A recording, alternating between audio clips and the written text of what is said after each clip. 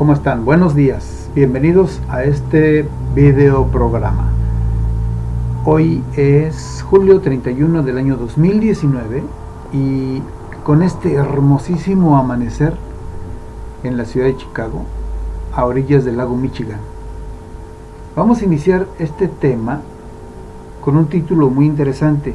Vamos a hablar de los peligros, comillas por favor, de los automóviles cuando recién inicia una etapa. Vamos a hablar también del inicio de la electricidad, también peligros de la electricidad cuando tuvieron que hacerla casera, y los peligros, también comillas por favor, de las criptomonedas, particularmente del Bitcoin y de Dogecoin. Bueno, ¿qué decían en aquel tiempo cuando iniciaron los coches? Pues los ridiculizaron, se burlaron de ellos, de los dueños de coches de ese tiempo, ya que eran muy lentos y se descomponían constantemente. No había mecánicos y había que andar con cada uno con sus pinzas, sus crucetas, para arreglar sus automóviles. Además, en aquel tiempo las calles eran nada más aptas para la gente que caminaba y para los caballos, o sea, muchos baches, lodo, charcos. Era imposible manejar un coche, y como no había amortiguadores todavía, pues era bastante incómodo para los dueños.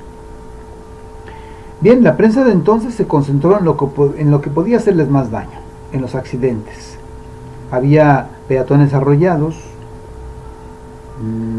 Durante más de 2 décadas se trató de una historia de infernales máquinas repugnantes, sucias, ruidosas, etcétera, muy inferiores a los caballos, que jamás llevarían a ninguna parte.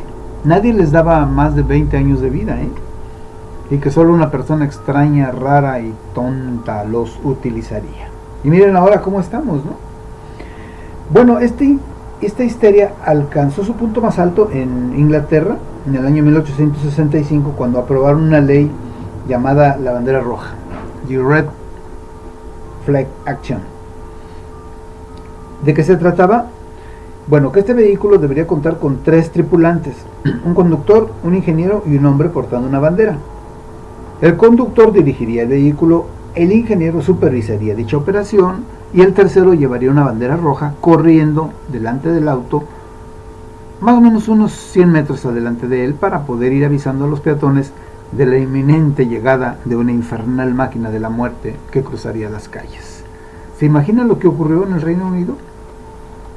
Prácticamente perdieron la carrera económica de la industria del automóvil. En lugar de ver el potencial de aquella tecnología, permitieron que el miedo dominara su reacción. Impusieron un entorno en el que un coche no debía hacer aquellas cosas que un coche realmente sabe mejor hacer, que es correr.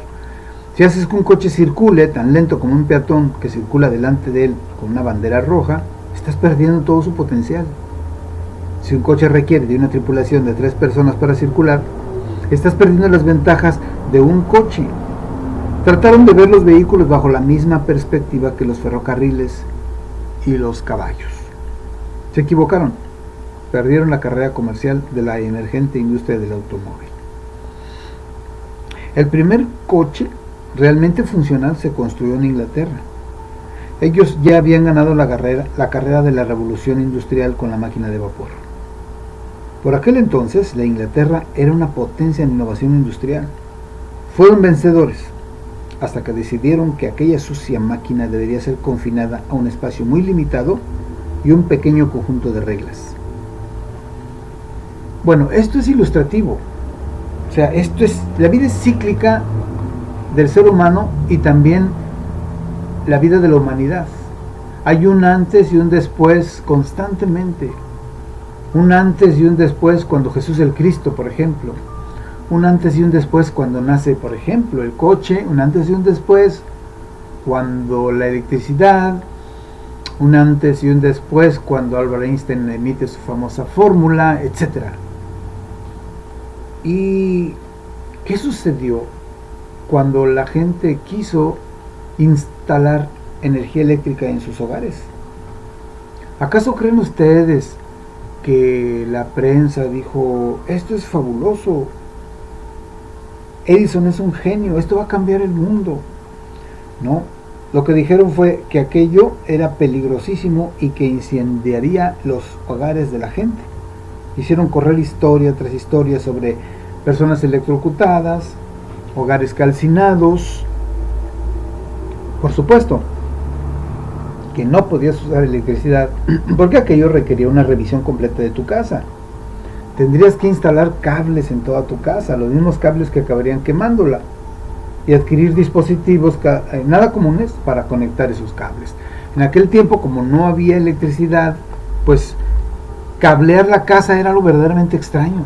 Así como ahorita decirles a ustedes, tienen que tener billetera, tienen que tener una plataforma, un password, la palabra semilla, tienen que tener, comprar bitcoins, hacer envíos y traslados de este tipo de dinero. Obviamente para ustedes va a ser muy laborioso, pero tienen que hacerlo porque es la única forma como el mundo se va a regir de aquí en adelante. Bien, en aquel tiempo decían que solo los ricos podían permitírselo. Era una tecnología que solo podían aspirar las clases adineradas. Aquí, pues solamente el que tenga pereza mental no va a poder hacerlo. El que tenga flojera de pensar no va a hacerlo. Pero otros sí.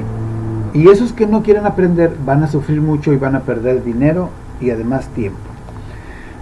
Algunas frases famosas, por ejemplo, en relación a estas innovaciones, vamos a hablar directamente de la electricidad. En 1900 hubo la feria de la Exposición Universal en París.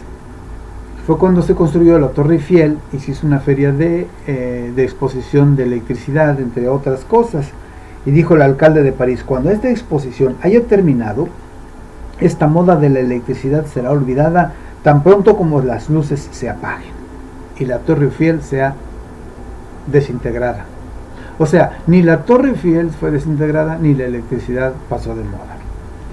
Palabras famosas, pero tristemente célebres. O por ejemplo, el jefe de la IBM, que una vez dice, preveo que no serán necesarias más de 5 computadoras en todo el mundo. Y miren, ahora todos, casi hay, de 100 hogares, 95 hogares tienen computadora. También hubo quien dijo que el teléfono no tendría éxito. Bueno, pues podemos imaginar lo que está diciendo la gente de las criptomonedas, sobre todo el famosísimo y tristemente célebre y famosísimo ladrón, JP Morgan, que ha dicho sobre el Bitcoin. ¿Qué dicen de esta tecnología rara y complicada? Que está destinada para inadaptados, traficantes de drogas, degenerados, pornógrafos, terroristas, ladrones, estafadores, etcétera. Estaban equivocados y están, porque no vemos a nadie haciendo esto. Lo mismo se puede lavar dinero ahorita que se lavará dinero con las criptomonedas. Ahorita hay una lucha constante de la justicia para evitar el lavado de dinero. ¿Qué quiere decir? Que se usan los bancos para esto. Es que la gente, me refiero a ese nivel, se hace tonta. Los jefes de los bancos, la policía, los gobiernos, se hacen tontos y atentan contra nuestra inteligencia, haciéndonos creer que las criptomonedas van a ser fácil de hacer negocios oscuros. Pero si con el dinero actual se hacen los negocios oscuros. Así que lo único que nos va a beneficiar es que vamos a ser independientes de los bancos. Al gobierno no le importa mucho porque tenemos que pagar impuestos, pero a quien sí le importa mucho es a los bancos, porque van a dejar de existir como tal. Ahorita son una potencia que controla la humanidad, y lo que se trata con las criptomonedas es poder zafarnos de las famosísimas y carísimas comisiones bancarias, los intereses, que a muchas gentes le recogieron su casa en la crisis del 2008, y posteriormente se les ha estado recogiendo por insolvencia en los hogares, porque no hay trabajo y no pagan lo suficiente. Y eso hace que no puedan pagar sus cuotas de los préstamos por la casa. Entonces les recogen su casa. ¿Quién manda? ¿Quién les prestó? El banco. ¿Quién hace la crisis? El banco.